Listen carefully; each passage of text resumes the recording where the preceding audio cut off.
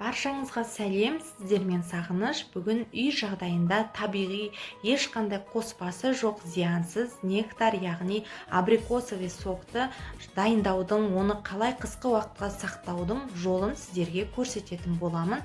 Тіпті дүкендікінен асып түспесе кем түспейді. Менімен бірге болып, видеоның соңына дейін қарап, каналға тіркелмесеңіз тіркеліп, қоңырау шарының үстінен басуды ұмытпаңыздар. Алдымен жуып алған өріктеріміздің барлығын сүйегінен ажыратып, бөлек ыдысқа салып алатын боламыз.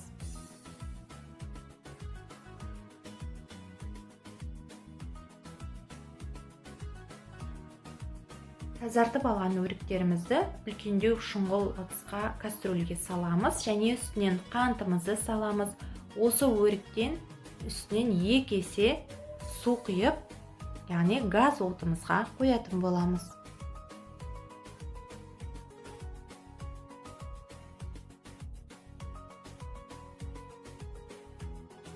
Өрігіміз қайнағаннан кейін астын өшіріп, осы ыстық күйінде кастрөлдің ішінде өріктеріміз толығымен езілгенше блендермен блендерлейтін боламыз.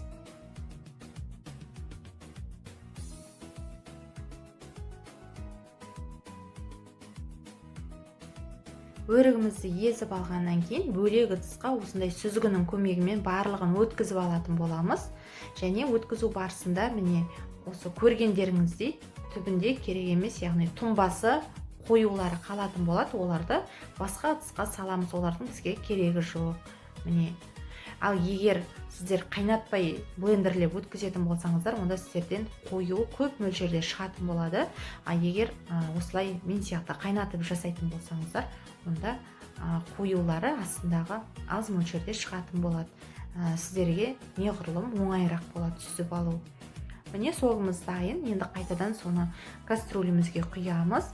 Яғни ішіне жарты шай қасық лимон кислотасын салатын боламыз және бір бұрқ еткізіп қайнатқаннан кейін, бір-ақ рет қайнатқаннан кейін банкамызға жабатын боламыз. Енді міне банкамызды көргендеріңіздей булғаймыз. Қақпақтарында сол ыстық суда 5-10 минутқа қалдырамыз. Лимон кислотасын салғаннан кейін тағы бір қайнатардың алдында мен тағы 1 есе су құйып жібердім. Сонда 2 келі өріктен 7,5 литр өрік соғы, яғни өрік шырыны шығатын болады. Енді осы соғымызды буланған банкаларымызға толтырып құйып, банка жапқышымызбен жабатын боламыз.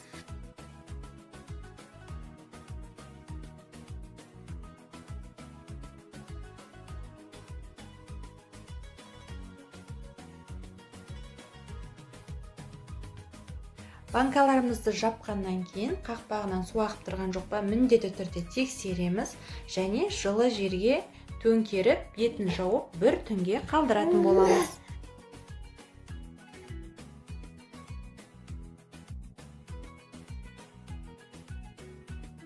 Видеоны соңына дейін қарағандарыңызға рахмет. Дәл қазіргі банка жабу сезонында дәл осы сокты, нектар согын міндетті түрде жасап көріңіздер.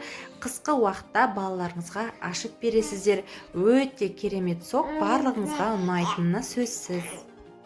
Алдағы жаңа видеолар жіберіп алмас үшін қоңырау шарының үстінен міндетті түрде басып қоюды және осы видеоны достарыңызға, басқа да әлеуметтік желілерге жіберуді ұмытпаңыздар.